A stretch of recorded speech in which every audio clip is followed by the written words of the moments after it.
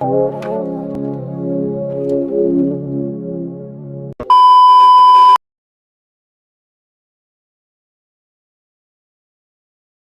musique de film est une mélodie pour un film imposée par le réalisateur et le producteur. Il peut s'agir de compilations, à la manière d'un Tarantino, de reprises, telles que Kubrick l'a fait dans Mon nombre de 6 films, ou encore, et surtout, de compositions écrites exprès pour le film.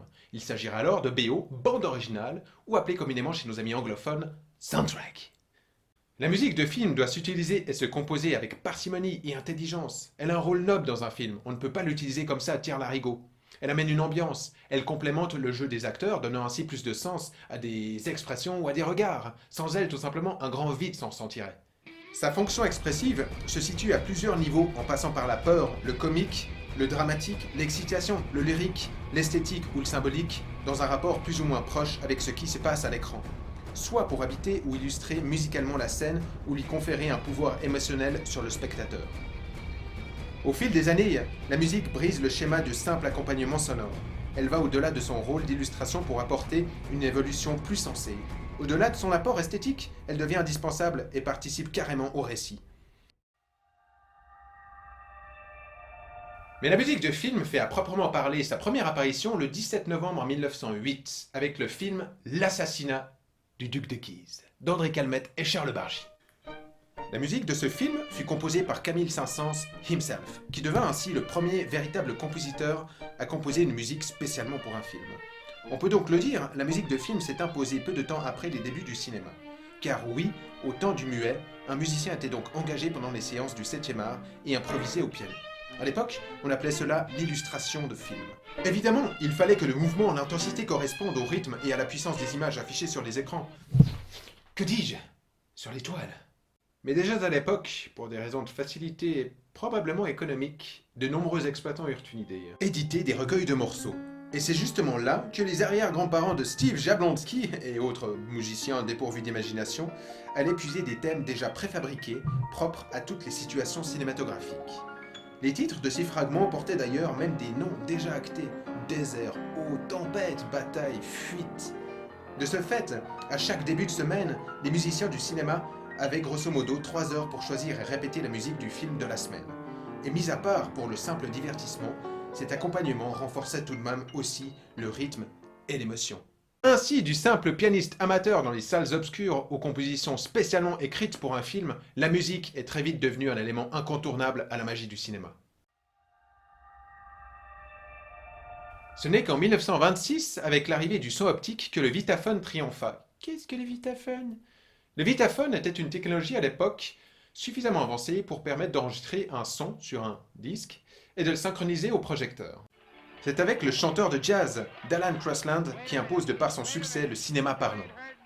Ainsi, tout le domaine du cinéma trembla. Cinéastes, producteurs et musiciens prennent conscience du rôle de la voix, des bruitages et du grand pouvoir de la musique dans un film. À partir des années 30 jusqu'aux années 50, plusieurs immigrés non, pas ceux-là, venus de l'Europe de l'Est, vont définir le style musical hollywoodien. On trouve une prédominance de l'orchestration lourde et chargée chez Max Steiner, à qui l'on doit King Kong, et Autant n'emporte le vent. En 1940 sort Fantasia de Walt Disney, un film musical d'animation sans commentaire où le classicisme de Jean-Sébastien Bach complémente avec le modernisme d'Igor Stravinsky dans une suite de tableaux féeriques. Dans les années 50, la grande mode du peplum conduit les compositeurs à étudier une musique plus ample et majestueuse, avec un chœur plein de trompettistes et une utilisation grandante de l'orchestre. Les années passent et voient arriver l'intégration de nouveaux éléments musicaux, plus populaires et plus modernes. Les compositions deviennent davantage partie intégrante de l'action. Comme par exemple la musique lancinante et envoûtante de Jerry Goldsmith dans La planète des singes, et ses orchestrations souvent complexes et audacieuses. En 64, la musique rafraîchissante de Mikis Theodorakis fait le tour de la planète avec le formidable Zorba le Grec. En 1968, un choc esthétique.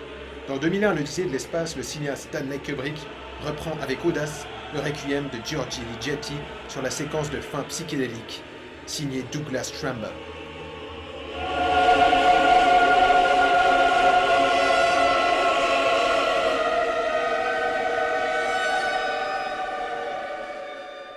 Pour une ambiance apaisante et reposante chez vous. Mais avec tout ça, c'est aussi l'époque des grandes collaborations entre cinéastes et compositeurs. En Italie, celle de Federico Fellini et Nino Rota, dont Amarcord.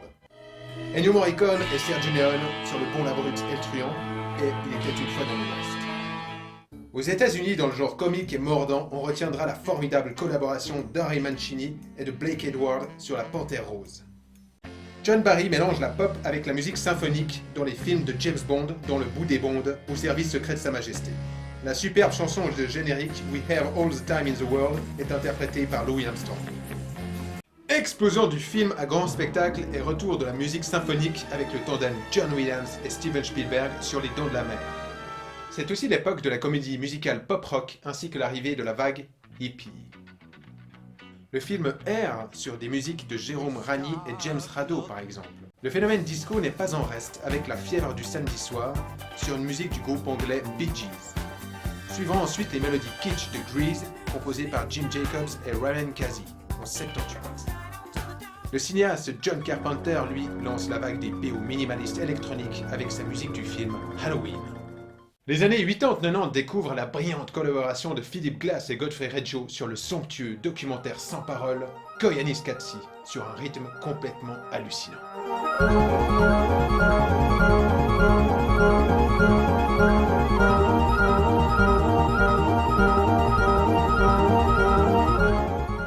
Aux États-Unis, la vague du film fantastique redéfinit une nouvelle esthétique expérimentale, un savant mélange entre bruitage, effets sonores mélangés à la musique originale.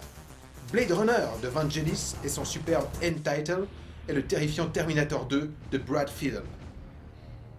En 1983, surfant sur la vague disco, Giorgio Moroder déploie son style inimitable dans Flashdance et Scarface, une musique un peu kitschunette mais parfaitement adaptée à l'image du gangster Tony Montana. La collaboration burlesque et inventive entre Danny Elfman et Tim Burton explose dans Édouard aux mains d'argent et L'étrange Noël de Monsieur Jack.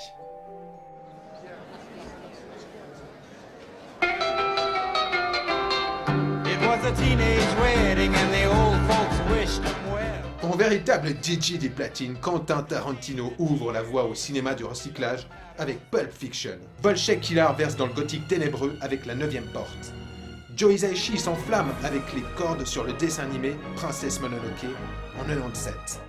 La même année, James Horner délaisse le cinéma fantastique et s'impose au grand public avec Titanic. Selon le budget, la musique sera plus ou moins présente dans un film. Plus le budget est conséquent, plus la musique sera épique et impressionnante à l'image des grosses productions hollywoodiennes actuelles. Un long métrage à petit budget ne possédera pas une musique très imposante de par le manque de moyens, mais n'en demeurera pas moins pertinente, voire même culte, à l'image du cultissime Denis Darko. Les œuvres sont enregistrées avec les moyens du bord, c'est-à-dire des logiciels, et très souvent un synthétiseur. En effet, celui-ci est capable de reproduire une multitude d'instruments et de musique, mais évidemment, ce n'est pas aussi gratifiant que de travailler avec des musiciens professionnels. Malheureusement, plusieurs cas eurent lieu où d'excellentes bandes originales furent annulées car trop originales pour les réalisateurs ou les producteurs. Prenons un exemple simple, le film 3, réalisé par Wolfgang Petersen avec Brad Pitt. À l'origine, le film avait comme compositeur Gabriel Yared, qui avait travaillé pendant plusieurs mois sur le score. Mais les compositions de celui-ci n'ont pas plu aux producteurs. Ils ont donc pris la décision de ne pas retenir son travail et de le remplacer par James Horner. Le tournage étant terminé depuis plusieurs mois, le compositeur a eu 1 mois et demi pour composer la musique du film. Voici un petit aperçu.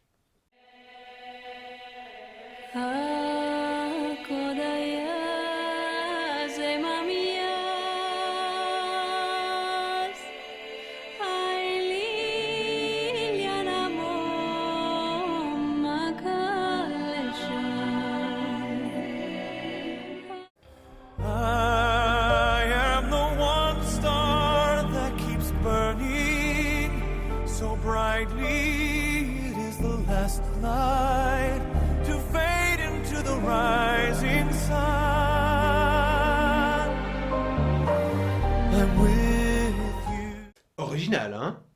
Enfin, vous l'aurez compris, le réalisateur et le producteur ont le pouvoir d'accorder la musique ou non. À l'ère du numérique, les moyens techniques digitaux et la prédominance des effets sonores, certaines compositions donnent parfois l'impression d'inhiber la richesse de l'orchestration. Au départ pourtant fort inspirées, les partitions aujourd'hui se ressemblent de plus en plus. Si nous devions nommer un coupable, il y a bien un nom qui aura modifié le métier et l'aura fait évoluer. Hans Zimmer. Compositeur d'origine allemande, véritable référence dans le monde d'Hollywood en près de 30 ans. La bande originale de The Rock, composée en 1995, s'est imposée comme un standard, le modèle à suivre pour les années à venir dès lors qu'il s'agit de composer pour un film d'action. Peu de temps après ses premiers succès, Zimmer a créé Mediaventure à la fin des années 90. Une véritable école Zimmer, possédant tous le même style. Ce sont d'orchestres synthétiques, ce sont froids auxquels il manque la puissance d'un véritable orchestre. Après, je ne souhaite pas cracher sur Hans, car il sait aussi se sublimer et l'a prouvé à de très nombreuses reprises, comme son utilisation des chœurs dans des musiques de films d'action depuis SS Alabama, ou son savant mélange des musiques électroniques et symphoniques, ou plus récemment Gladiator, les Batman, ou même Interstellar. Cependant, ces innovations sont couramment reprises par des compositeurs de musique de film carrément moins inspirés, passant du symphonique au synthé sans raison et délaissant les mélodies au profit d'une musique préfabriquée, impersonnelle, des percussions moisies, des basses trop profondes, de simples petits crescendo et peu de travail mélodique. Bref, des bandes originales plates et carrément sans aucune envergure. L'appauvrissement du matériel sonore, l'utilisation de musique préexistante, la mode du recyclage n'a jamais été aussi extrême, mettant ainsi aux oubliettes des compositions un peu plus complexes et plus audacieuses. Alors, oui, évidemment, le monde a changé, le monde a évolué, le cinéma avec et tout ce qui l'entoure. Mais l'originalité et l'ambition restent encore présentes, notamment grâce à James Newton Howard, Howard Shore, Mark Isham et Thomas Newman, ainsi qu'à la nouvelle génération constituée entre autres de Michael Giacchino et Alexandre Desplat. Ainsi, nous avons eu la chance de découvrir d'excellentes compositions comme l'épique, la trilogie des Seigneurs des Anneaux, de Howard Shore, le mysticisme de Donnie Darko de Michael Andrews, la rage des compositions de 28 jours et 28 semaines plus tard de John Murphy. Requiem for a Dream, un très bon exemple de la musique électronique de Clint Mansell. Le fabuleux destin d'Amélie Poulain et sa musique rétro à la française de Yann Tiersen. Les artistes de hip-hop et de la pop culture font aussi leurs compositions. Sofia Coppola et sa collaboration avec Air, 8 Miles avec le chanteur Eminem, et les groupes Daft Punk et M83 composeront avec brio 2 films de Joseph Kosinski, Tron Legacy et Oblivion.